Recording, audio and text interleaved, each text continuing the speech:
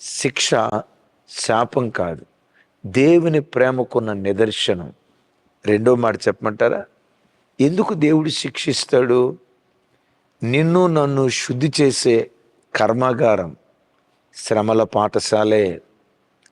నిన్ను నన్ను శుద్ధి చేసే ఆ కర్మాగారం, మనలో ఉన్న మాలిన్యం అంతటిని తొలగించే కొలిమే శ్రమల కొలిమే.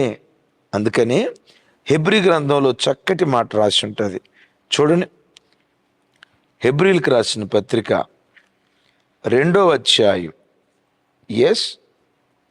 2వ అధ్యాయం 10వ వచనం చూడండి. 2:10 కింద రాసి ఉంటుంది, ఆయన అనేకులైన కుమారులను మహిమకు తెచ్చుచుండగా వారి రక్షణకర్తను శ్రమల ద్వారా సంపూర్ణుని చేయుట ఆయనకు తగును. దేని ద్వారా? సంపూర్ణత అనేది శ్రమల ద్వారానే వస్తుంది. యేసుక్రీస్తు వారు సంపూర్ణుడు. ఆ సంపూర్ణత దేని ద్వారా వచ్చిందట? శ్రమల ద్వారా సంపూర్ణత వచ్చిందట. ఆ తర్వాత వచనంలో 11వ వచనంలో అంటాడు, పరిశుద్ధపరచువానికిని పరిశుద్ధపరచబడు వానికిని అందరికీ ఒక్కటే మూలం. ఏంటట? పరిశుద్ధపరచువానికిని, మనందరినీ పరిశుద్ధపరిచిన వారు యేసుక్రీస్తు వారు. పరిశుద్ధపరచబడేది మనం. పరిశుద్ధపరచు యేసుక్రీస్తు వారికి ఏది జరిగిందో మన జీవితంలో కూడా అదే జరుగుతుంది. యేసుక్రీస్తు వారి జీవితంలో ఏం జరిగింది? శ్రమలు, శిలువ శ్రమలు, దెబ్బలు, అవమానాలు, తృణీకారాలు, తిరస్కారాలు. తమ్ముడా, చెల్లి, తిరస్కారాలకు గురవుతున్నావా? ఆ శ్రమ నిన్ను నాశనం చేయటానికి కాదు, నిన్ను పరిశుద్ధపరచడానికి వచ్చింది. నీ జీవితాన్ని అంతం చేయటానికి వచ్చింది కాదు, నీలో ఒక సంపూర్ణత కలుగు చేయటానికి దేవుడే తన చిత్తానుసారంగా ఆ శ్రమను నీ బ్రతుకులో అనుమతించారు. యేసుక్రీస్తు వారు శ్రమల ద్వారా ఎలా సంపూర్ణమయ్యాడో, పరిశుద్ధపరిచే యేసుక్రీస్తు శ్రమల ద్వారా ఎలా సంపూర్ణుడయ్యారో, పరిశుద్ధపరచబడే మనం కూడా శ్రమల ద్వారానే సంపూర్ణులమవుతాం. అంటే మనలో ఉన్న మాలిన్యాన్ని తొలగించే కొలిమే శ్రమల పాఠశాలను మించి ఇంకొకటి ఏముంది? అందుకే దేవుడు నా బ్రతుకులో సంపూర్ణత కోసమే శిక్ష వేస్తాడు. 3వ మాట చెప్పమంటారా? శిక్షించబడిన ప్రతి బిడ్డ ఆ తర్వాత కాలంలో శిక్షా ఫలాన్ని పొందుకుంటాడు. ఇదే మాట హెబ్రీ గ్రంథకర్త మాట్లాడుతూ ఇలా అంటారు, చూడండి ఆ మాట. హెబ్రీలకు రాసిన పత్రిక 12వ అధ్యాయం 7వ వచనం చూడండి. శిక్షా ఫలము పొందుటకై మీరు సహించుచున్నారు. విన్నారా? శిక్షా ఫలము పొందుటకై మీరు సహించుచున్నారు. ఏంటా శిక్షా ఫలం? వారు కొన్ని దినముల మట్టుకు తమకిష్టం వచ్చినట్లుగా, రైట్, శిక్షాఫలము పొందుటకై మీరు సహించుచున్నారు. 10వ వచనం.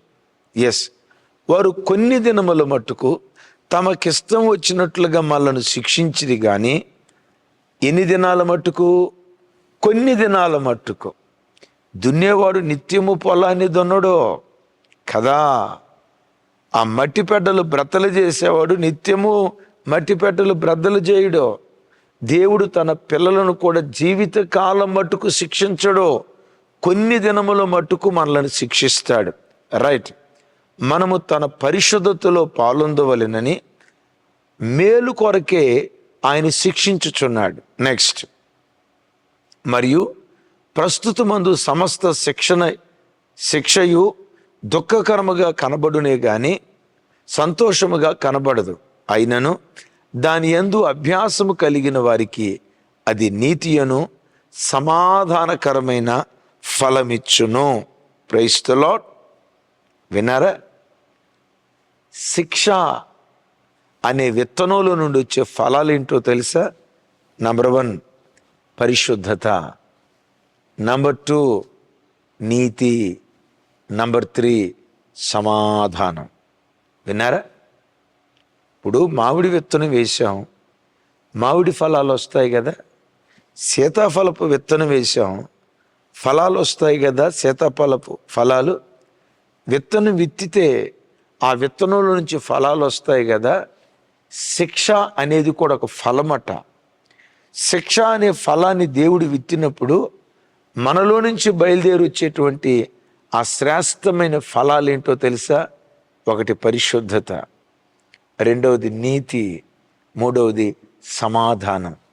అందుకే దేవుడు నిన్ను నన్ను శిక్షిస్తాడు. విన్నారా? రోమపత్రికలో అంటాడు కదా, శ్రమ ఓర్పును, ఓర్పు పరీక్షను, పరీక్ష నిరీక్షణను కలుగు చేయునని శ్రమలయందు అతిశయపడుదుము అంటాడు. నిరీక్షణ అనే చోట శీలము అనే పదాన్ని వాడారు.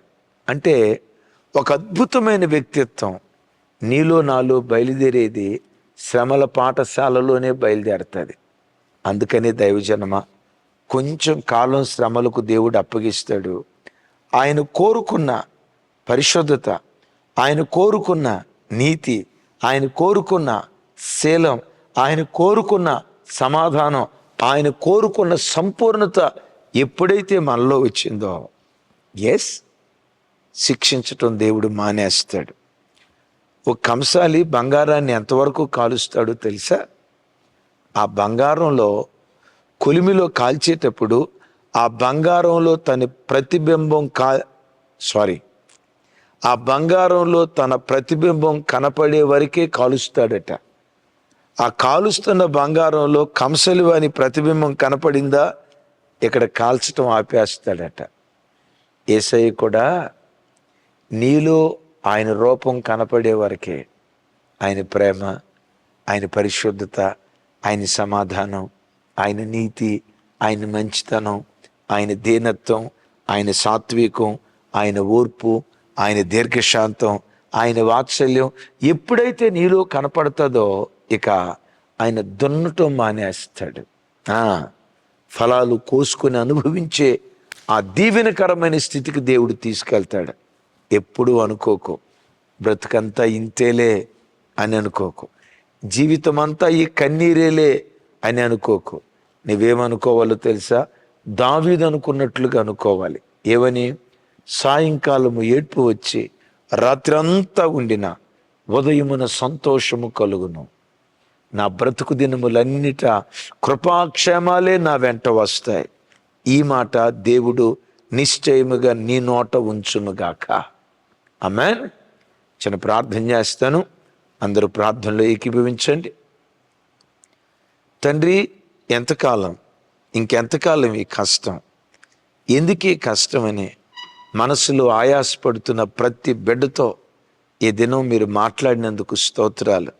దున్నువాడు నిత్యము పొలాన్ని దున్నడం, కంసలివాడు ప్రతి క్షణం బంగారాన్ని కాల్చడం, అవును మోసలో వెండిని పదే పదే కరిగించడం.